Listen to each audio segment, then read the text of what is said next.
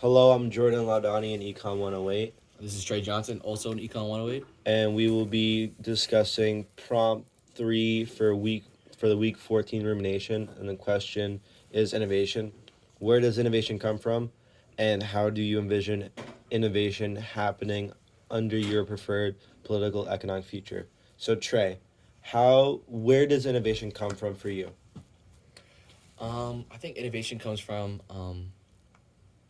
the idea that people are incentivized to meet the wants and needs of others, and like people through their own personal interest, like this,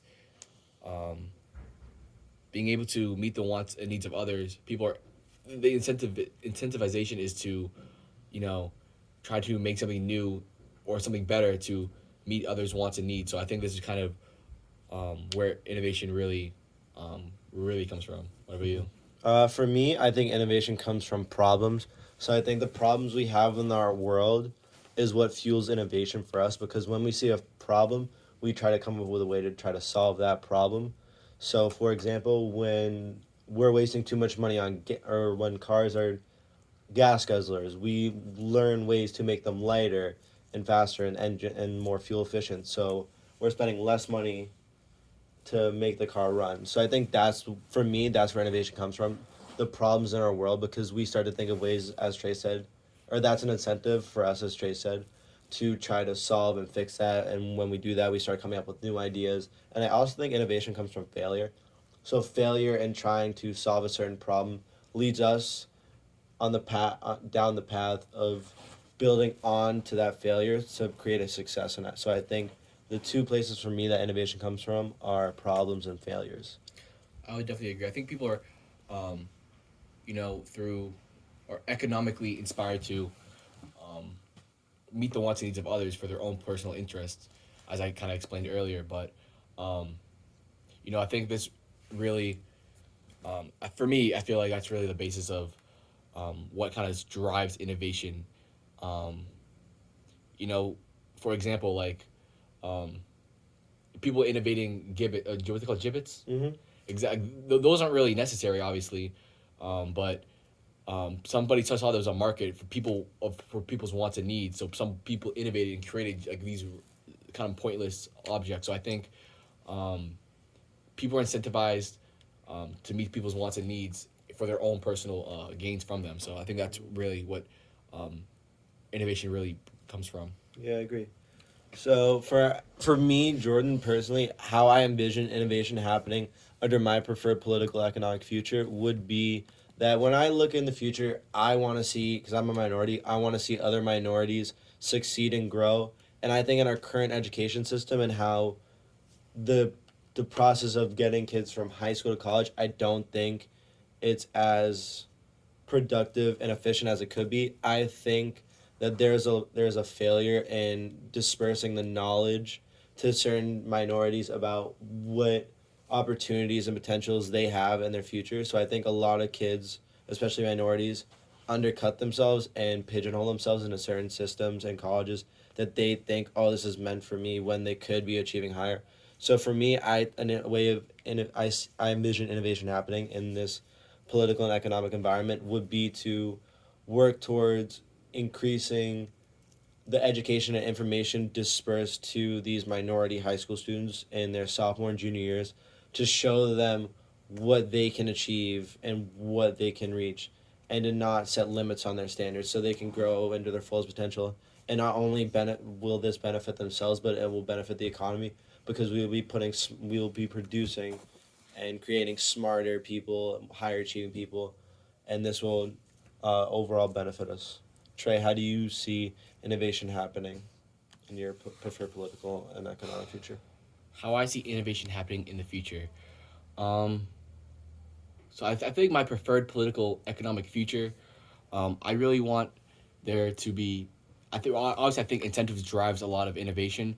So I think, for example, what you brought up, I also agree that there needs to be more help for a lot of minority um, students as well. So I think we need to do a better job of providing incentives for people to meet these certain um, like people of minority or people who are in need of help. I think that we need to do a better job of providing incentives of meeting these needs for these people, and in that way, we'll be able to better innovate and overcome these obstacles. So I'd agree that there's definitely a problem. I think trying to be able to provide incentives for people to meet um, these needs and wants would be a great job of innovating in the future. What do you think about that?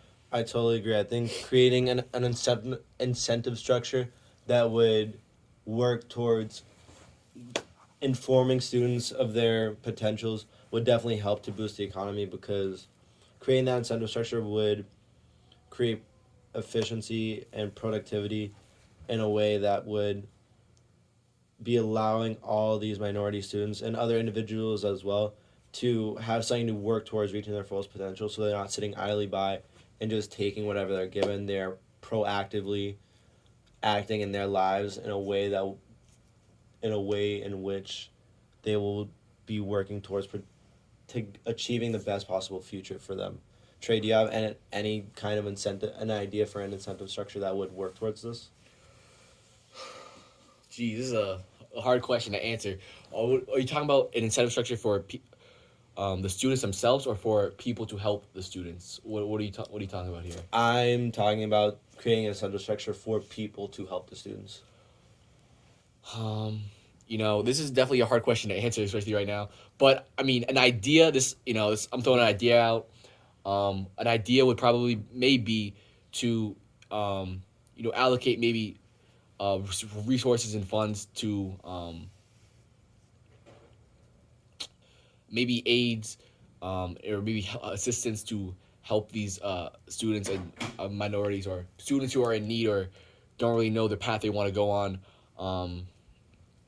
Help them, or it's provide a goal for them to reach, for like the aides or student teacher assistants to reach, um, for these students. And I think this may be a possible solution.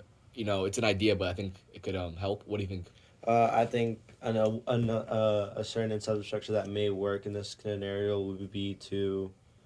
That's a hard question to answer. So these are just ideas, but I think an incentive structure that would work for like adults to try to help kids would be, um, to have benefits not only for the adults helping the kids, but also for the kids. So for the adults, I think on incentives that could help them would be just making it, just projecting it to the world that this needs to happen, and creating a moral incentives to them. Like for example, doctors. Like a doctor is an incentive to be a doctor is to get high pay, but it's also the moral, just not justification, but like just it feels good to help other people. So I think projecting out to the world that this is a need that needs to be met, and that it's gonna feel good to help them would be a certain incentive structure that may work in this scenario. I think I'd agree with that, because I remember talking in class how important it is for America, like for in America society, that there is like emergency care. Like if you call 911, there's emergency care to help you, and a lot of these people don't get paid that much money in the first place. But the incentives to do these jobs aren't for them. A lot of people don't do it for the money, but it's for the kind of morally.